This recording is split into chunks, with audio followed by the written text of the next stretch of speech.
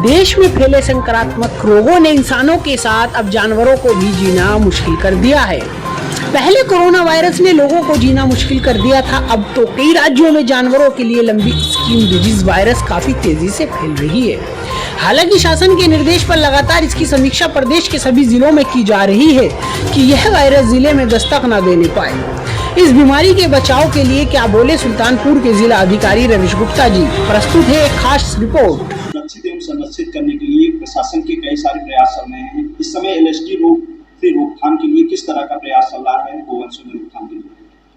Lumpy skin disease के लिए शासन की एक बहुत बृहद गाइडलाइन जो है वो परसों रात को प्राप्त हुई थी। उसके क्रम में कल ही जनपद के जितने बड़े जो आश्रय स्थल संचालक थे और सभी हमारे पशु चिकित्सा अधिकारी, सभी एसडीएम, सीओ, एसपी साहब और हमारे पंचायती राज और ग्राम विकास के अधिकारियों के साथ संयुक्त बैठक की गई।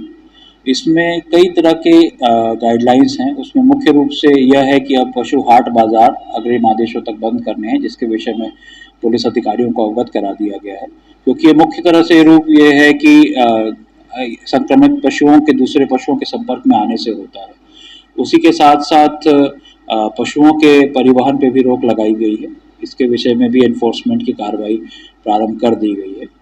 साथ में ये भी देखना था कि जो हमारे आश्रय स्थल हैं उन पे डिसइंफेक्शन कराना था, पर अभी उस पे जो अप्रोप्रिएट मेडिसिन पे विचार किया जा रहा है, क्योंकि जो इंसानों के हम लोग वार्ड्स को डिसइंफेक्ट करते हैं तो पशुओं के साथ दिक्कत है, उसको चाट भी सकते हैं जो कि टॉक्सिक हो जाएगा।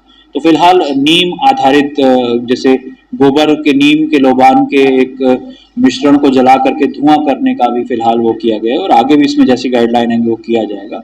और साथ ही साथ एक सतर्क निगरानी रखने को कहा गया है। जो हमारे बड़े आश्रय स्थल है वहाँ पर एक अलग से जो हमारे शेड है उनको एक आइसोलेशन के रूप में भी विकसित किया जाएगा, उनको खाली रखा जाएगा, और जब कोई पशु इस प्रकार से कहीं पे भी आसपास में संक्रमित पाया जाएगा तो उसको आइसोलेट किया जाएगा।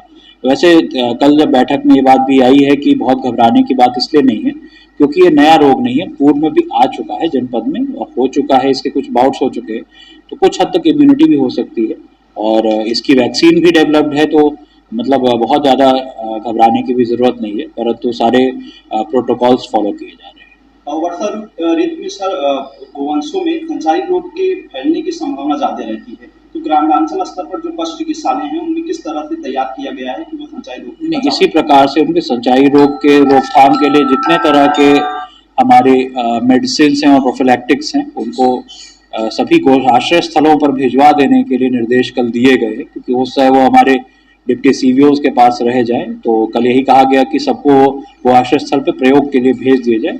और दूसरी बात यही मच्छरों के लिए जो मैंने कहा था कि वहाँ पर जो कुछ प्रकार के ये कंपोनेंट्स मिला करके धुआं किया जाता है उसको किया